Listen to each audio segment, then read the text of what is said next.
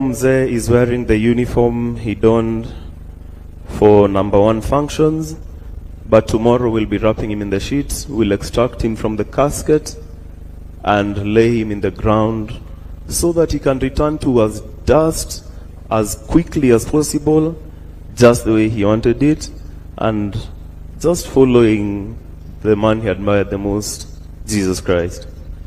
In my military life, I have come to learn the reality of human mortality. I have appreciated that life is finite, humans are mortal, and life is short. One morning, you are with a healthy colleague. The next minute, he's ashes and gone forever. Now you see him, now you don't. Seeing colleagues die in war, in accidents, or in sicknesses, the reality of human mortality lives with us each day. The remembrance parades, the funeral rites, imprints in us the eventual end of life and service, whether as a serving person or as a veteran. These final motions we go through imprints in our minds the reality of the end of life on earth. One verse that comes to memory every time I witness these motions, and some I witnessed even this week. John 11:25, where Jesus said to her, "I am the resurrection and the life. He that believes in me, though he dies, yet shall he live." This gives me the assurance that life on earth is in God's hands. And when it ends, because of my faith, I know, yet shall I live. Your Excellency, my father always alikuwa na mambo matatu kama wewe. Not the same, but all his speeches were divided into 3. Today I'll divide it into 4 because he was a Foster General. Firstly, you've heard from Bishop Lele about his love for God. Somewhere in that helicopter wreck is his Bible, which was his most precious possession. Anyone who worked with him in DHQ, MAB, Lab, wherever, can attest that he always had a Bible with him. And I am hoping they're able to retrieve it from the accident. I'd want to keep it as a memento, and for the rest of the family as well. His Bible meant a lot to him, and between me and him, the rest of the family, my mom and my wife, were a bit slow, but we'd always engage in a competition for reading the Bible and discuss the mortality and all these things of life. He understood that his position was temporary and it would always end.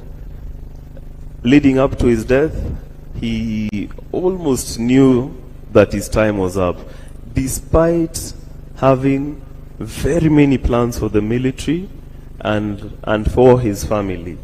But he spoke in a certain tone that would suggest that, my son, I won't always be here. Bless the Lord, O my soul, and forget not all his benefits. Ladies and gentlemen, God is good. God is good all the time, and his plans for us are always good. His plans are especially good for those that love him, and my father loved him, and my mother loved him, and I loved him. So even though I cannot make sense of the events that happened this week, I give God praise, and his praise will not leave my lips because he is good. He has seen beyond today, he has seen beyond the next 100 years, and he saw that this was good, so I give thanks. So let us not entirely lose ourselves in the morning. Let us celebrate a life well lived together. Bless the Lord with me. I want to talk about one thing, and one thing only. I had many, but I'll focus on one thing, his pursuit of excellence. I posted about my father for the first time ever. Immediately, Joel confirmed that he was actually dead. He did not like social media. He did not like being in the limelight. He appreciated just doing his work in the silence and not having people talk about it. So not many people knew he was my father, and not many people knew we were related.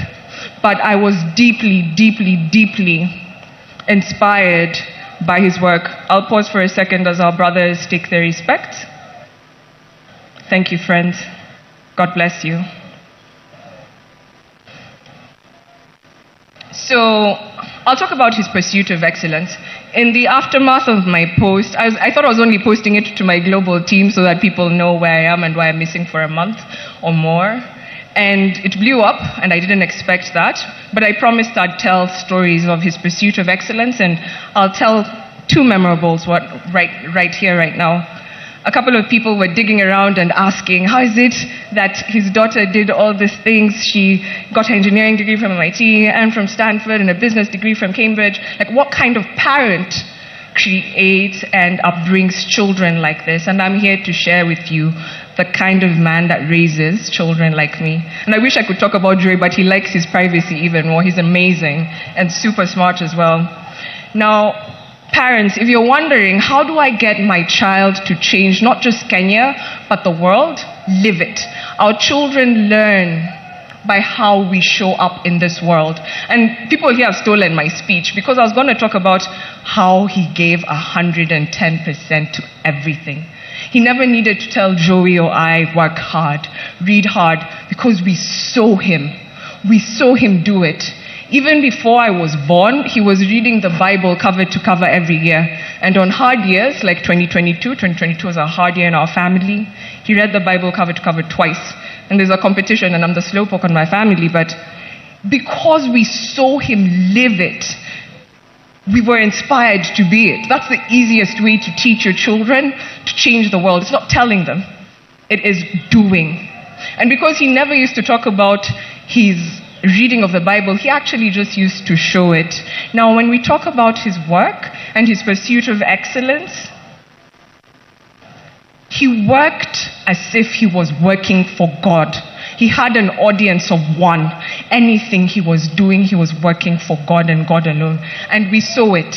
Let me tell you, this man, when I was already in college and Joey was about to go into college, he went back to university in Nairobi with my peers. I'm not sure about you, but I wouldn't be that humble. I'm not sure I could make it with Gen Z in class. And he was in class with my classmates. Now let me set the stage for you.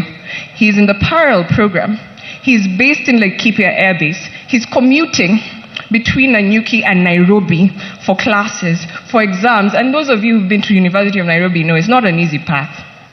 And Operation Linda Inchi was fully in session, and he had a lot of responsibilities in Laikipia Air Base across the borders, and this man excelled. He got a first class honors with my generation. He was in class with my peers. How could I not but be this? I'll tell you another short story. In 2005, he was posted to France. My father does not speak French, or he did not at that point. He had 6 months to learn a new language from scratch because failure was never an option in his mind. Do you know the man learned French? And he had to pass to a certain level for them to accept him. It was Napoleon Bonaparte School, the best military school in France. The man did not know French, but he didn't tell his bosses, I can't do it. He jumped right into it, full energy, and he learned French. Now let me give you a complication. During this period, he swallowed a fish bone. It got lodged in his intestines, and he was hospitalized for close to 2 months.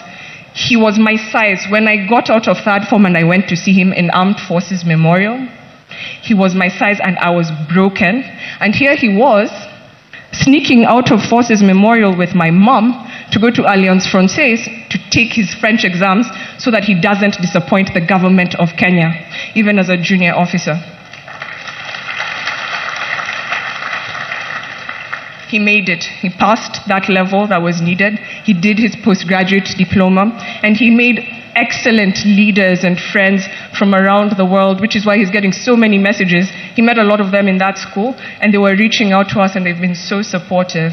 Actually, before I forget, Kenya Defense Forces, you all have been my family since my birth, and I'm so grateful for the love, support, care you've shown for me, Joey, Mom, and the rest of the family in this period. I'm so grateful. My heart is filled with so much thanks for you. Public servants, distinguished guests, you all have been so caring. We so appreciate you. So, if you leave with only one thing from what I have said today, please pursue excellence. Pursue excellence and work as if no one else is watching you but God, because then your reward is in heaven. Hakuhitaji cheo kuongoza. He didn't need the title to lead. That's why he rejuvenated Military Christian Fellowship with Mheshimiwa Jeff Kingani over there. That's why he found himself leading Habitat for Humanity Kenya, even when there's not. He was always giving his good ideas. He had so many ideas for the country. That's why he was busy planting millions of trees with the forces under his fierce influence. He's planted so many trees for Kenyans. He had such a big heart for this nation. In closing, I'll tell you of his love for Kenya and his loves that you haven't heard of before. He had a big love for his family. He took me to school. Every day he was in the country for all of my elementary school. He loved his family. Fathers, show up for your family because your presence makes a difference. Even now at my big age, he would still show up for me at the airport. He would show up and take me shopping. He would show up and go bowling with my son and my brother. He would show up and just be very present and loving. He would tell Mom, his wife of 40 years, I love you and I'm so grateful that I get to come home to you after this hard day. You make it bearable. He loved us so dearly. So please love your families and give your all. If all of us can just take a bit of this and give our all to the country, our country will be fast-forward in no time. And I look forward to carrying on that legacy with my brother, who will give his love letter to the people of Siaya, Alego, Kisumu, and the people of this land. Joey, please come up. Thank you all.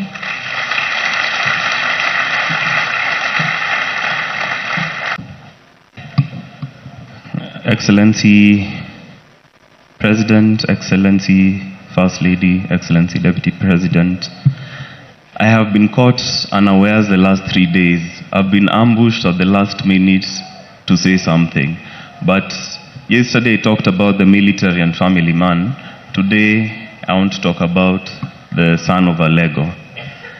You know, Your Excellency, even up to yesterday, people were still speculating, oh, President appointed him because of this, oh, President I want to clear the air with the conversations I had with my father about his time with the President. He didn't really divulge any national security issues, but generally I feel it's important to first of all clear the air. The President didn't have to appoint him first of all, and initially he saw his competencies and decided that this is the man for the job. But very quickly they started becoming friends and they formed a serious chemistry, which he would tell me, I have had a very good meeting with the boss. Not tell me what it is. And it's not the President alone. The Deputy President as well.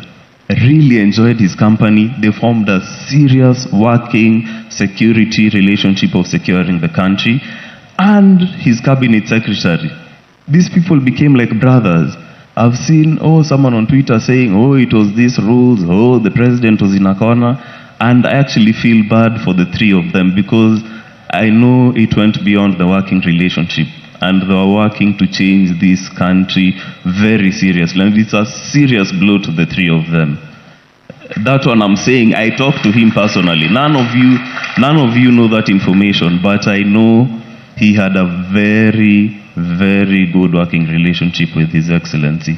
Na hata niliona Excellency jana umeshika macho kidogo, watu wakasema hii ni machozi ya crocodile, these are fake. In my heart, from what I know it was genuine. I know it was genuine.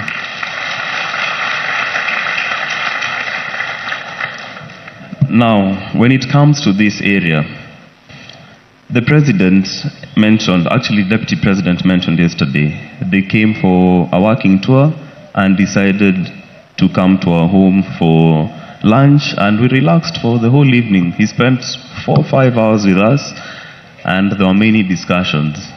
One of the discussions I had with both Excellency Deputy President and the President was a project which I pitched to both of them, and they really encouraged me. Now, this project, Your Excellency, I didn't tell you the main purpose of it and the end goal. The end goal was to change the lives of the people of Nyanza. I had an elaborate plan that in the next 2-3 years, all these primary schools you're seeing here to be fully rehabilitated. We had plans to build many more churches. We had plans for everyone to have clean water. You don't have to be a politician to make a difference to your country. You don't.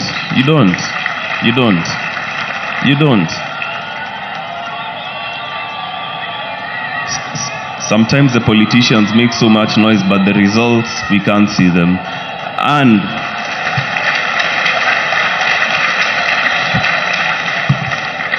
kelele ni mingi, lakini kazi saa zingine ni kidogo. And that one I'm not afraid of saying.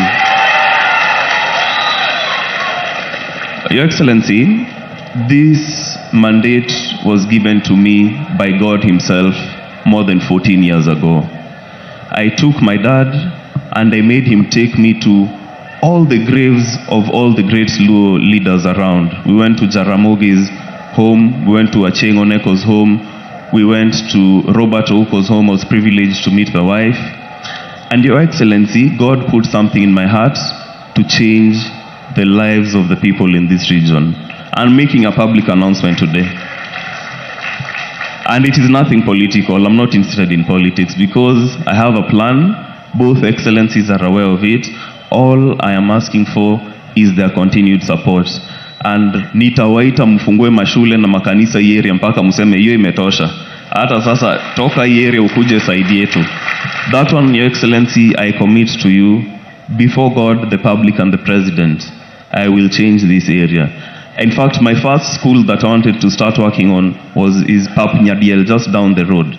But my father, having been brought here, this will be my first place.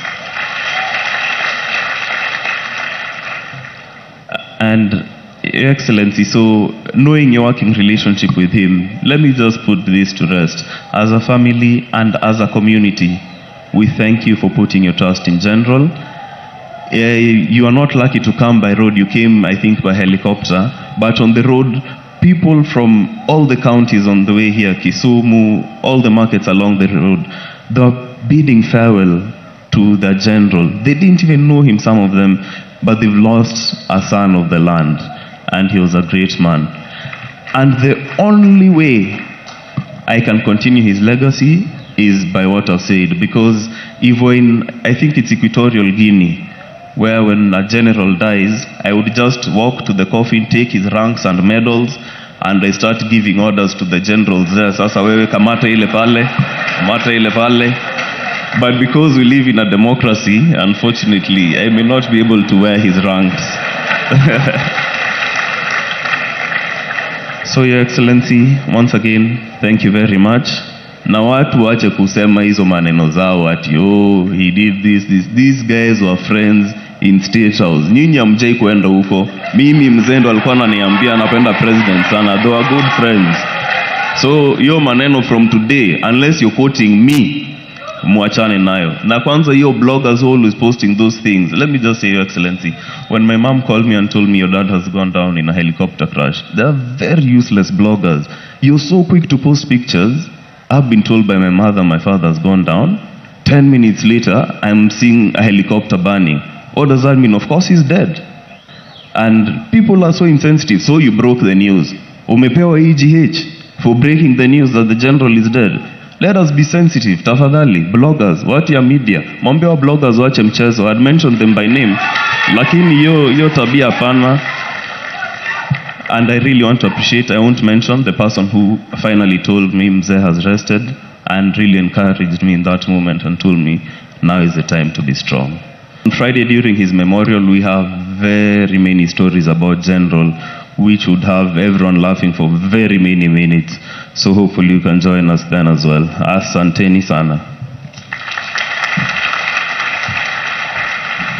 Thank you very much, Joel. Your Excellency, the son of a general, speaks like a general. Let's give him one more round of applause as he takes his seat. Life on earth is in God's hands. So, and when it ends, because of my faith, I know, yet shall I live.